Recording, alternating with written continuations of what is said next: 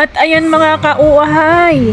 Ayan, sound check pa lang dito sa Bacolod, dito sa May Plaza. Pero ang dami ng taong nakaabang. So ayan, nagsa-sound check sila. At kasama si Miss Kate Brios, ang producer at soon to be manager. Kirig na sad ang mga bashers ni Elias.